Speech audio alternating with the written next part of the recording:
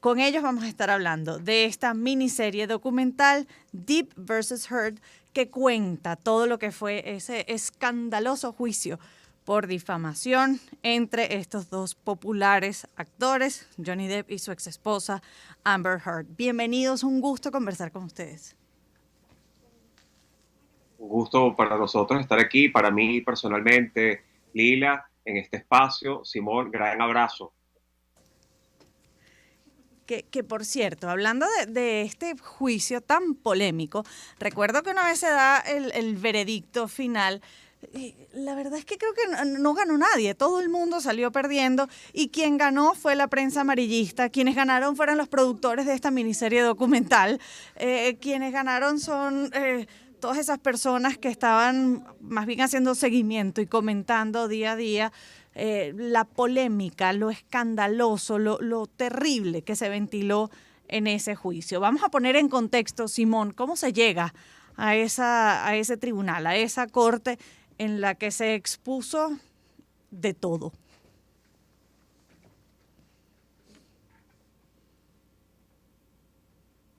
Sí, estamos teniendo dificultades con el audio de Simón, no logramos escucharlo bien a pesar de que lo vemos que está hablando. Sí, Sergio, bueno, vamos entonces a poner en contexto cómo llegamos hasta aquí contigo y tratamos de retomar el contacto con Simón. Con gusto. Claro que sí. Primero decir que se trata de un documental que estamos comentando, dirigido por la realizadora australiana. Ella se llama Emma Cooper. Ella ha tenido un trabajo previo en el reporterismo y en el documentalismo. Tiene un documental muy famoso que se llama Los misterios de Marilyn Monroe.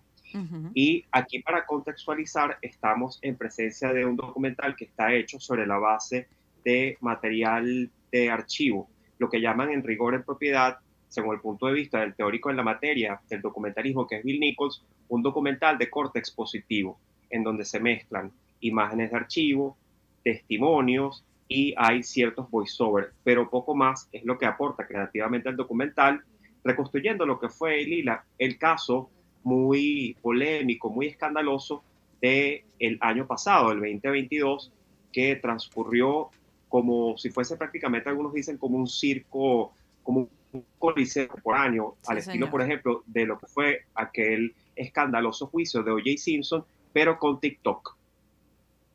A ver, Simón, vamos a ver si logramos tener audio. ¿Nos escucha, Simón?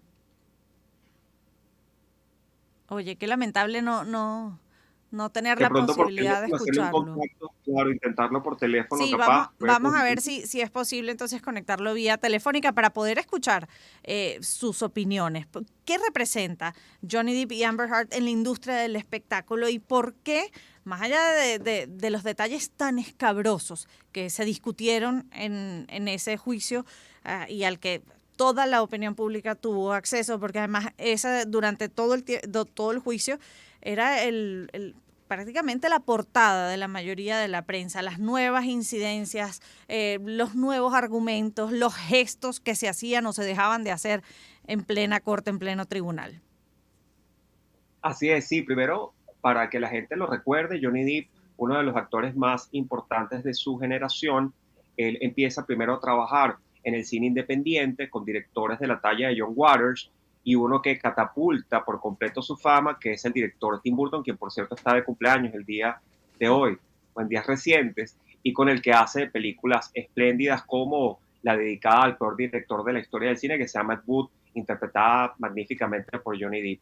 Y luego, más hacia el 2000, para no echar el cuento tan largo, hay que recordar que él se convierte en una figura muy importante para el mainstream, muy importante para Hollywood, habida cuenta de lo que es el éxito de la franquicia de Piratas del Caribe. Uh-huh. Desde entonces es que ya él se afinca como una de las figuras más relevantes de su tiempo, de su generación, y Amber Heard, por supuesto que lo propio, pero significando una aporte para la generación de relevo en Hollywood. Ellos se conocen en el rodaje de una película y desde entonces comienza un amor a primera vista que llama muy tipo comedia romántica norteamericana, pero que acaba mal como una tragedia, ¿no? Como un drama. Acaba muy mal. Simón, a ver si ya ahora sí podemos conversar contigo. ¿Nos escuchas? Sí, te escucho perfectamente. Oye, qué extraordinario. A ver, no sé si puedes compartir con nuestra audiencia las impresiones de lo escabroso, de lo grotesco, porque recordando para esta entrevista algunos de los artículos de prensa del momento, se llegó a hablar incluso de cosas grotesca, o sea, excremento humano, como parte de las discusiones o el enfrentamiento entre estas dos personas. La demanda puntualmente tiene que ver con difamación.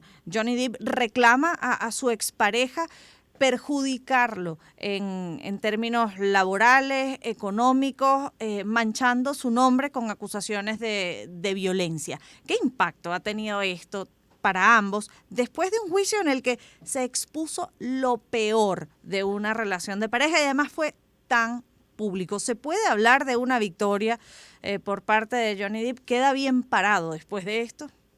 Bueno, yo te voy a decir, yo discrepo un poquito contigo, porque yo cuando terminó el juicio pensaba lo mismo que tú. Yo dije, oye, aquí la verdad es que ninguno ganó, porque, porque él tiene que pagar 15 millones, que seguramente no le duelen, ella tiene que pagar 2 millones, que la verdad es que le dolían, pero porque no tiene los mismos recursos económicos que Johnny Depp.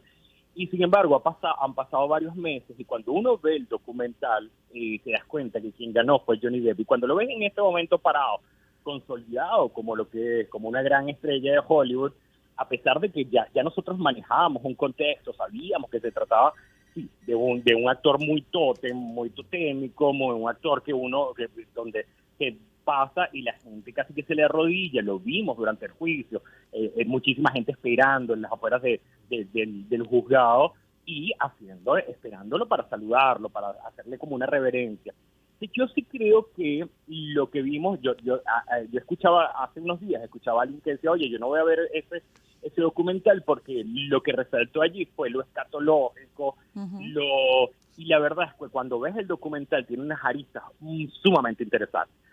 Aquí vamos a tener solamente unos segundos. La primera arista es que esa gente se amaba, como dice Sergio. Allí hay una historia de amor que a mí me impactó, porque los primeros 15 minutos, solamente 15 minutos de 3 horas aproximadamente, o 2 horas y pico, están dedicados al amor. Y tú ves que esa gente, es decir, estoy hablando de los dos protagonistas, oye, la manera en que ella habla de Johnny Depp en los primeros 15 minutos es de amor, y la manera en que el propio Johnny Depp se refiere a Amber Heard, tú dices, oye, esta gente tenían unos apodos como los que usaban nada más y nada menos que Humphrey Bogart y Lauren Bacall en una película que que estrenaron en el año 1944 y que se llamaba Tener y No Tener. Entonces, una gente que vive una historia de amor, allí hay un antecedente importante. Esa gente se quería. ¿Qué fue lo que pasó después? Bueno, comienza una relación en la que todos tuvimos detalles acerca de lo que estaba viviendo eso, y esos detalles escatológicos que tú hablas. Obviamente una relación marcada por el ego, obviamente ya nosotros sabíamos de Johnny Depp que venía con una historia de adicción a las drogas, porque lo ha hablado en muchísimas oportunidades, con una adicción a las bebidas alcohólicas, y con problemas de todo tipo, con problemas con la fama. Ya eso lo sabíamos, pero claro, no lo teníamos de manera tan cruda. Entonces esto sirvió para exponer a Johnny Depp de una manera muy grave.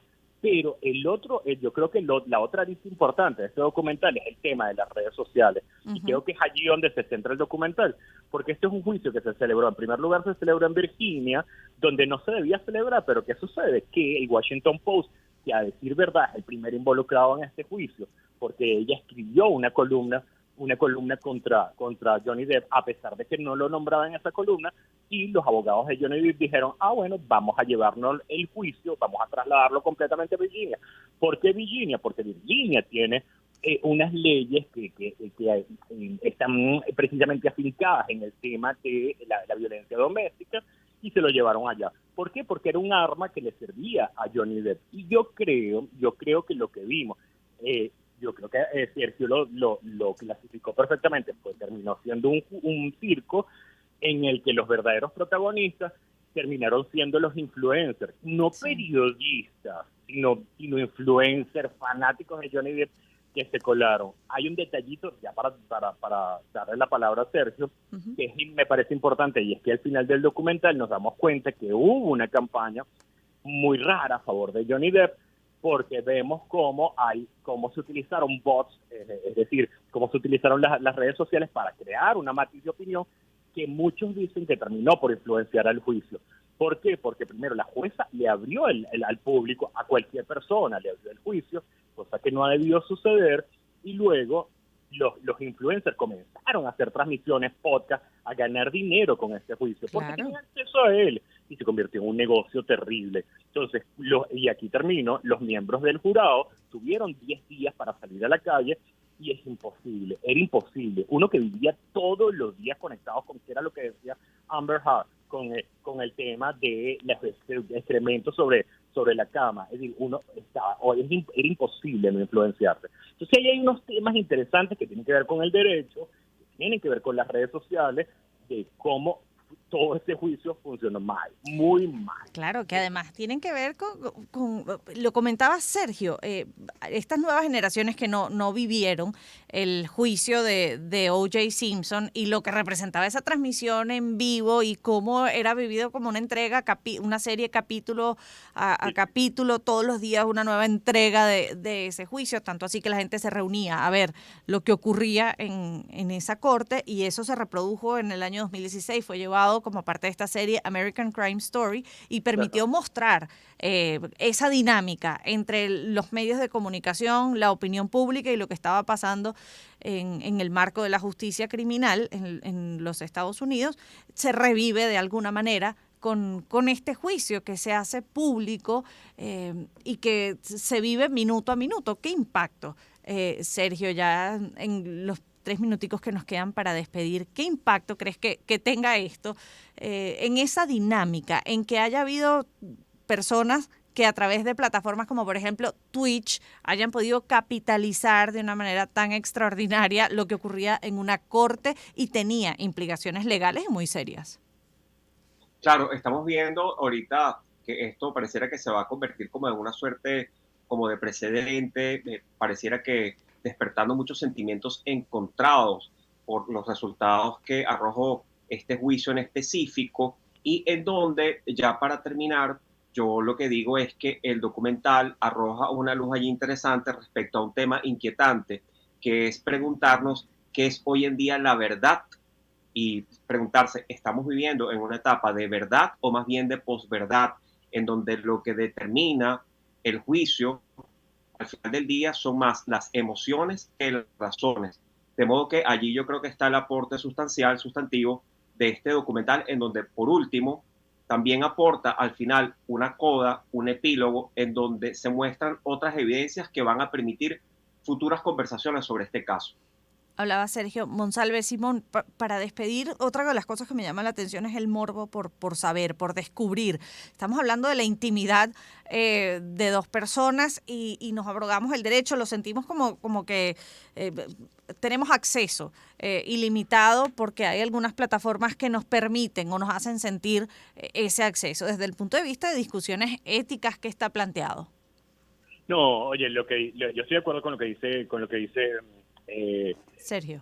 nuestro querido Sergio Monsalve, pero sí te digo, yo creo que aquí lo que se plantea con este documental es lo que decía Vargas Llosa, la civilización del espectáculo. En el momento que tú abres una puerta al morbo, en el momento puedes ser la persona más seria del mundo, en el momento tú puedes a lo mejor querer a Johnny Depp porque conoces el joven Manos de Tijera, porque conoces la saga desde como la película de Tim Burton, por ejemplo, la que hizo con Ed, acerca del personaje de Ed Wood. Es decir, puedes ser una persona muy seria, pero en el momento que te abren la puerta del morbo, en el momento que te abren la puerta a la intimidad, para descubrir quién es exactamente esa persona que has idolatrado y que has convertido en un tótem de tu vida, pues la gente pasa. Y yo creo que pasamos absolutamente todos, lo vemos en las redes sociales a diario, cuando hay un terremoto, un movimiento de tierra, un sismo, vemos como una persona se cae y ahí está el video, y el video pasa por las redes sociales y vemos cómo aumenta en visualizaciones, y eso es un poco. Es decir, eso está a la vista, ese morbo está a la vista, y cuando se trata de una personalidad como Johnny Depp, con la cual hemos crecido, eso está allí. Entonces, tiene que ver con la civilización del espectáculo. Yo creo que no se ha debido permitir, yo sí creo seriamente que no se ha debido permitir el acceso de este tipo, es decir, a lo mejor con periodistas con credenciales, no lo sé, creo que es una discusión que me parecería interesantísima en este momento, porque uno dice, bueno, democratización de ese tipo de salas, bueno, creo que podría discutirse. Sí, de hecho, eso son leyes estatales. Hay algunos estados en los que no se permite el acceso de la prensa o del público a las cortes o los tribunales de justicia. Hay otros en los que esto sí está permitido. Es por eso que en ocasiones lo que vemos son retratos hablados o dibujantes sentados ahí en cortes, y esas son las imágenes de muchos de los procesos judiciales que se dan en algunos estados en Estados Unidos. Quiero agradecerles muchísimo estos minutos conversando con nosotros sobre esta serie documental de 3 capítulos que cuenta todo lo que ocurrió en ese caso, Deep versus Heard. Sergio Monsalve, presidente del Círculo de Críticos de Caracas, y Simón Villamizar, periodista de arte, entretenimiento y gran amigo de la casa. 8:51, me corresponde despedir, y lo hago además de a nombre del equipo que ha hecho posible este programa y me ha acompañado a lo largo de esta semana. Hanover. Sonidos